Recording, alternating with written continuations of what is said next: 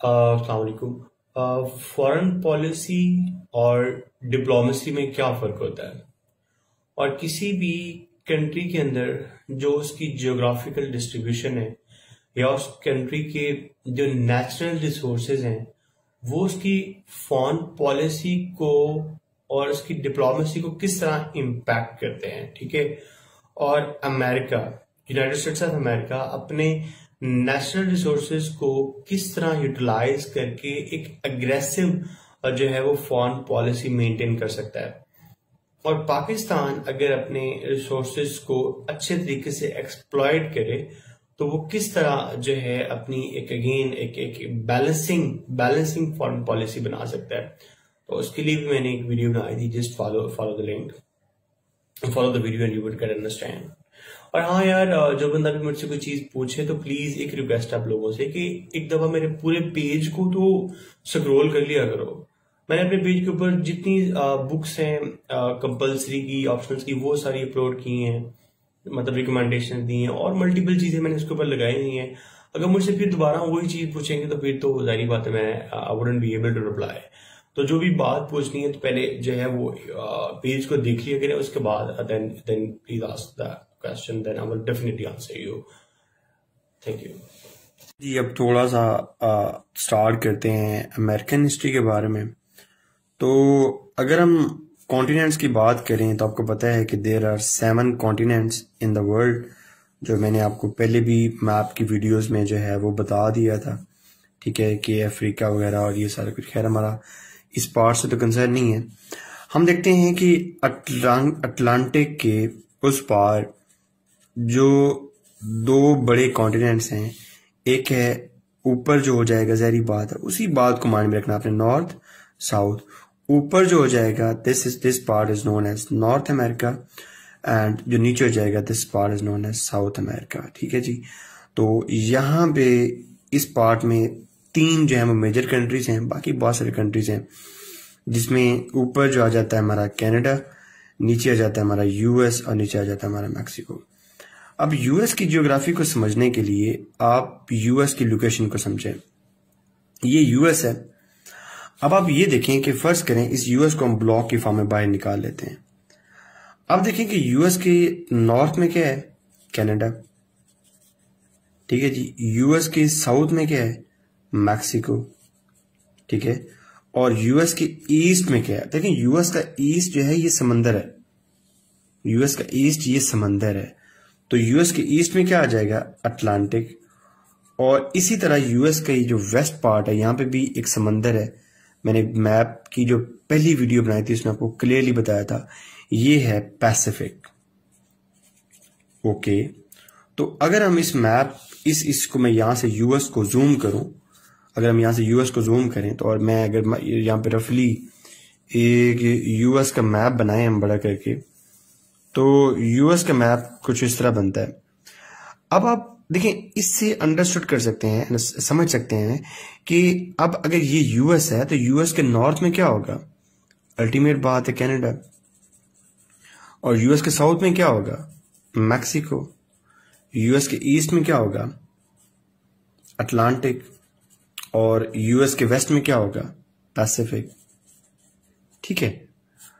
अच्छा, अब जिस तरह जितने भी मेजर ये जो है हमारे पास कॉन्टिनेंट्स हैं, उनमें कोई ना कोई माउंटेन सीरीज होती है।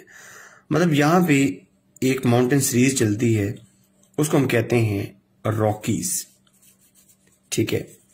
और इसी तरह साउथ अमेरिका में भी एक माउंटेन सीरीज चलती है, उसको हम कहते हैं एंडीज। अच्छा, अब देखें, ये रॉकीज माउंटेन सीरीज पूरे नॉर्थ अमेरिका में चल रही है। रॉकीज माउंटेन सीरीज पूरे नॉर्थ अमेरिका में चल रही है और यूएस नॉर्थ अमेरिका में है, तो यूएस के अंदर भी तो ये माउंटेन सीरीज होगी ना, ठीक है ना। अगर नॉर्थ अमेरिका में रॉकीज है और यूएस भी नॉर्थ अमेरिका में है, तो यूएस के अंदर भी तो ये माउंटेन सीरीज होगी ना। तो यहां पे जो है दिस इज माउंटेन सीरीज, ठीक है। इसको आप कह लें कि दिस इज, यहीं से कह लें कि दिस इज रॉकीज, ठीक है जी। और इसी तरह एक माउंटेन सीरीज यूएस के इस तरफ भी है, ठीक है। and this mountain series is known as Appalachian Mountain. अब अगर आप यूएस की जियोग्राफी को अंडरस्टैंड करना चाहते हैं और यूएस को आप जियोग्राफिकल जोन्स में डिवाइड करना चाहते हैं तो ये कोई मसला ही नहीं है। अगर मैंने आपको ये चीजें समझाने में कामयाब हो गया हूं कि यूएस के अंदर क्या क्या किस तरह है, तो जोन्स तो कोई मसला ही नहीं है। अच्छा, अब आप छोटी सी एक चीज ये समझ लें कि जब रिवर इंडस ऊपर से नीचे आता है, हमारा जब रिवर इंडस ऊपर से नीचे आता है तो नीचे आते हुए जब वो मुख्तलिफ चैनल्स में डिवाइड होता है तो वो यहाँ पे एक वैली बनाता है। This valley is called Indus valley. This valley is called Indus valley. ठीक है जी। अच्छा, यहाँ पे यूएस में भी यहाँ पे एक सेंट्रल रिवर है जो जाहिर बात है चैनल्स में डिस्ट्रीब्यूट होता है। This is known as Mississippi river. तो अब अगर हम यहाँ पे देखें यूएस को, तो यूएस का वो वाला पार्ट जो इस एप्लाशन माउंटेन से लेके, इस एप्लाशन जो है वो हाईलैंड से लेके इस अटलांटिक तक है, उसको क्या कहेंगे हम।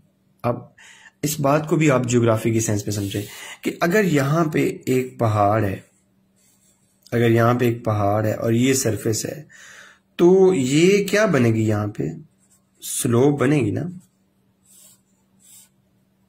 या अगर फर्ज कर लें कि ये माउंटेन है और ये नीचे सरफेस है, तो ये वाला पार्ट क्या बनेगा, एक स्लोप बनेगी ना। तो यूएस को हम इस तरह डिवाइड कर सकते हैं कि अगर ये माउंटेन है, ये अपलाशन माउंटेन है और ये अटलांटिक ओशन है, तो जाहिर बात है ये सारा एरिया क्या होगा, फिर स्लोपी एरिया होगा, यहाँ पे कुछ स्लोप बनेगी। तो इसलिए वो वाला पार्ट जो अपलाशन माउंटेन से लेके अटलांटिक ओशन तक है, उस पार्ट को कहते हैं अटलांटिक स्लोप। और जो पहली अमेरिकन की 13 कॉलोनीज एस्टेब्लिश की थी ब्रिटेन ने, वो इसी अटलांटिक स्लोप के रीजन में एस्टेब्लिश की थी। ठीक है जी। जिसके अंदर नीचे यहाँ पे जो फ्लोरिडा का पार्ट है वो स्पेन ने कॉलोनाइज किया था। अच्छा, अब इसी कंसेप्ट को आप यहाँ पे अप्लाई करें। अगर ये रॉकी माउंटेन है, अगर ये माउंटेन मैंने बताया और ये इस तरफ ओशन है, एक सरफेस है, तो ये क्या बनेगा, स्लोप बनेगा। तो इसी तरह अगर ये रॉकीज माउंटेन है और ये पैसिफिक ओशन है, तो ये वाला पार्ट एक स्लोप बनाएगा ना, इसलिए इस पार्ट को कहते हैं पैसिफिक स्लोप। ठीक है। और जिस तरह मिसिसिपी इंडस ने वैली बनाई थी, इस तरह मिसिसिपी यहाँ पे एक वैली बनाता है, and this central region is called Mississippi valley, and this fourth region is called Appalachian Mountain and fifth is called Rocky Mountain region। तो अगर हम इस तरह इसको डिवाइड करें तो यूएस तो 5 रीजन में डिवाइड हो गया। Number 1 Atlantic slope, number 2 Pacific slope, number 3 Mississippi valley, number 4 is Appalachian Mountain and number 5 is Rockies Mountain। आपने 2 चीजें जिंदगी में पढ़ी होंगी ना, एक होती है फॉरेन पॉलिसी और एक होती है डिप्लोमेसी। ठीक है जी। फॉरेन पॉलिसी ये है कि अगर असलम है, ए उसको बशीर के साथ, बी के साथ अगर अपने तल्लुकात किस तरह डिफाइन करने हैं कि इसके साथ लड़ाई रखनी है या इसके साथ सुलह रखनी है, ये इसका पड़ोसी है, तो ये असलम की बशीर के साथ फॉरेन पॉलिसी है। सिंपल टर्म में समझाता हूं, इसको मजीद सिंपल कर लेते हैं। असलम बशीर का पड़ोसी है या असलम कहीं और भी रहता है, तो आया कि बशीर के साथ उसने कॉपरेशन करनी है या लड़ाई करनी है, तो ये बशीर की फॉरेन पॉलिसी है। अब अगर यहाँ पे बशीर के साथ उसने सुलह रखनी है तो कभी इसके घर गुलाब जामुन भिजवाएगा, कभी लड्डू भिजवा देगा, कभी कुछ कर देगा, कभी कुछ कर देगा, ताकि मेरे ताल्लुकात इसके साथ स्मूथ रहें। तो वो मीन्स जिनको यूज करके असलम बशीर के साथ ताल्लुकात ठीक करेगा, उन मीन्स को कहते हैं डिप्लोमेसी। फॉरेन पॉलिसी क्या है कि ताल्लुकात ठीक रखने हैं। डिप्लोमेसी क्या है कि वो ताल्लुकात ठीक रखने में कौन कौन से मेजर्स लेने हैं। कभी गुलाब जामुन भिजवाने हैं, कभी रसगुल्ले भिजवाने हैं, कभी कुछ करना है, कभी कुछ करना है। ठीक है, अगर लड़ाई रखनी है तो कभी डेक का वॉल्यूम ऊपर कर देना है, कभी गाड़ी उसके घर के सामने आके खड़ी कर देनी है, कभी वैसे ही जाते हुए उसके गेट तोड़ देना है। अब फॉरेन पॉलिसी क्या है कि ताल्लुकात ठीक नहीं रखने, तो ये घर के सामने गाड़ी खड़ी कर देना, गेट तोड़ देना, डक का साउंड ऊपर कर देना, ये क्या हो जाएगा, ये उस फॉरेन पॉलिसी को अचीव करने के लिए मीन्स हो जाएंगे। ठीक है, मैं मजीद सिंप्लीफाई करता हूं। अगर कंट्री ए है और कंट्री बी है, अगर कंट्री ए कंट्री बी के साथ कैसे ताल्लुकात रखना चाहता है, वो कंट्री ए की होगी foreign policy. If according to new realism, ठीक है, अगर ये चाह रहे हैं कि हमारी यहाँ पे कॉपरेशन हो तो क्या होगा, गुडविल एम्बेसडर जा रहे होंगे, कल्चरल जो है वो ऑर्गेनाइजेशन चल रही होंगी, ठीक है, आनिया जानिया बेहतरीन मजेदार काम लगा होगा। ठीक है, अब वो जो सारे मेजर्स कर रहा होगा ए टूवर्ड्स बी, वो उसकी क्या हो जाएगी, वो उसकी डिप्लोमेसी हो जाएगी। अब मेरी बात सुनो, अगर असलम अमीर है और बशीर बेचारा गरीब है, ठीक है ना, तो असलम क्या करेगा, बदमाशी करेगा ना। लेकिन असलम बदमाशी किस किस चीज के बेसिस पे करेगा। अब गरीब बंदा तो नहीं ना बदमाशी कर सकता, ठीक है ना, गरीब बंदे की तो कोई बदमाशी नहीं ना होती। असलम की बदमाशी किसी बेसिस पे होगी ना, असलम की बदमाशी किसी बेसिस पे होगी ना, तो वो जो बेसिस है इसका, वो इसके पास इसके रिसोर्सेज होंगे। जो असलम की बदमाशी है उसकी जो बेसिस होंगी वो इसके पास क्या होंगे, रिसोर्सेज होंगे। इसलिए प्यारे बच्चों, कोई भी कंट्री तब तक सुपर पावर नहीं बन सकता, तब तक बदमाशी नहीं कर सकता, जब तक उसके पास नेचुरल रिसोर्सेज ना हो।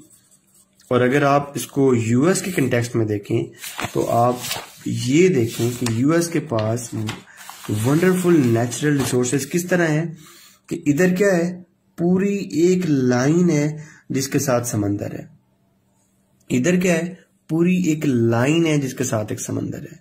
ठीक है, और दरमियान में क्या है, माउंटेन्स, मिनरल्स। इधर क्या है, ग्रेट प्लेन्स हैं जहां पे जबरदस्त किस्म की एग्रीकल्चर। ठीक है, अगर आपको थोड़ा सा याद हो तो जब कोल्ड वार चल रही थी, उस कोल्ड वार में रशिया को राजी करने के लिए, सॉरी यूएसएसआर लिखूंगा मैं ज्यादा बेहतर टर्म है, क्योंकि तब कोल्ड वार में दो ब्लॉक्स थे, उसमें यूएसएसआर था, union of Soviet socialist Republic. तो यूएसए क्या करता था, इवन कि ये एक मीन है, ये एक मीन था कि कभी कभी कॉपरेशन के लिए जब ट्रीटी करनी थी, साल्ट करनी थी ट्रीटी, या स्टार्ट ट्रीटी करनी थी, उसकी जगह पे इवन के दाने भिजवाता था, ग्रेन्स। और जब लड़ाई करनी है तब असला बारूद।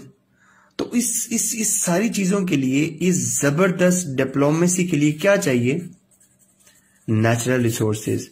और अगर आप यूएस की ज्योग्राफी को इस तरह अंडरस्टैंड करें कि यूएस की geography is wonderful in the context on both sides there are oceans, in centre there are Great Plains, river है ना भाई, प्लेन जबरदस्त, और on this side is Appalachian mountain, mineral resources, on this side there are Rockies mountain, mineral resources. ठीक है बच्चों, इसी तरह अगर हम चाहते हैं कि हमारा पाकिस्तान भी जो है वो चीज़ों को अपने हिसाब से अरेंज करे।